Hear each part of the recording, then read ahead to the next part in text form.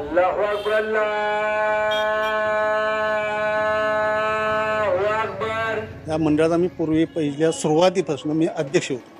तेव्हा मंडप सगळं आमचा होता. म्हणजे छत इकडं असे हे छत आहे याचं. तेव्हापासून आमचं हे हिंदू मुस्लिम एकत्र होईल आम्ही हे सण साजरा करतो. मोहरम, पुन्हा गणपती उत्सव, शिवजयंती हे सगळे आम्ही ह्या जागेला आम्ही साजरे करतो. आमचा त्यांचा जुळाभाव काही सुद्धा नाही, कसला काडी मात्र नाही. पोलीस स्टेशनचा इथं पोलीस सुद्धा येऊ शकत नाही. फक्त गणपती बसवायला पोते आम्ही बोलवतो ते. बीते 44 साल से महाराष्ट्र में सांगली जिले के गोटखिंडी में जुंजार स्क्वायर की इस मस्जिद में गणेश समारोह का आयोजन होता आया है. इसका जिम्मा न्यू गणेश मंडल संभालता है. किसी भी धर्म को मानने वाले हों, सभी तरह के लोग भगवान गणेश के इस खास आयोजन को देखने के लिए आते हैं. 1980 साली या ठिकाणी गणपती बसवला. 61 साली धरण फुटलं होतं पुण्याचं. त्या वर्षी मोठा पाऊस पडला होता आणि या ठिकाणी असं वर छत वगैरे काय नव्हतं. इथं गणपती बसवला होता आणि ती गळायला लागलं गणपती. इथले मुस्लिम समाजाची लोकं आली आणि त्यांनी सांगितलं की गणपती भिजतोय आणि आपण सगळ्यांनी मिळून, हिंदू आणि मुस्लिम मिळून आपण गणपती आत मशिदीमध्ये बसूया. त्या वर्षी तिने गणपती मशिदीमध्ये बसवला.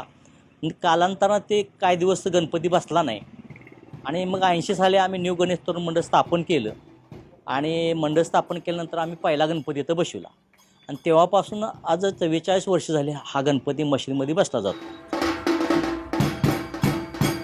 तथा हम सब हिंदू मुस्लिम सब एकजुट सब काम करते और सुख दुख में शामिल होते. इसीलिए ये लेने का जो आदर्श जो है गोटखिंडी गांव का जो आदर्श है सो लेने जेवा है. आणि ये के दिखावा नहीं, सच में जो सच है वो दिखाना है. बीते कुछ साल के दौरान गणेश चतुर्थी और मुहर्रम एक ही दिन थे. ऐसा होने पर गांव के लोग साथ आए और एकता के साथ दोनों ही परंपराओं को सम्मान दिया गया. गणेश उत्सव आणि मोहरम हा उत्सव मुस्लिमांचा एकाच वेळी आले. त्या साली सगळे कार्यकर्ते, हिंदू मुस्लिम कार्यकर्ते एकत्र येऊन पंजांच्याही मिरवणुका काढल्या आणि गणपतीच्याही मिरवणूक काढल्या.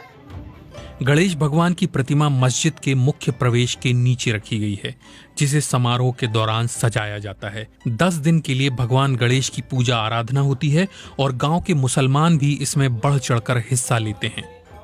कसला विरोध नाही, कारण का त्या आमच्या सणामध्ये असतात, आम्ही त्यांच्या सणामध्ये असतो. आम्ही त्यांचं रोड करायला जात होतो लहानपणी.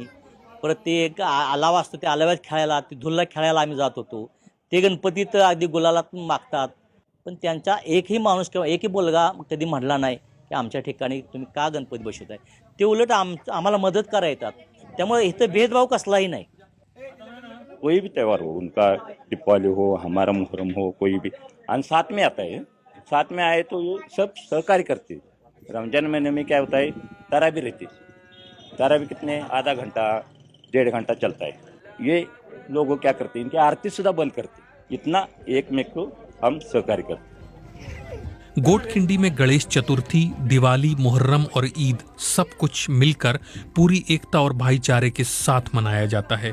ये गांव दोनों धर्मों के शांतिपूर्ण सह अस्तित्व और परस्पर सम्मान का जीता जागता उदाहरण है.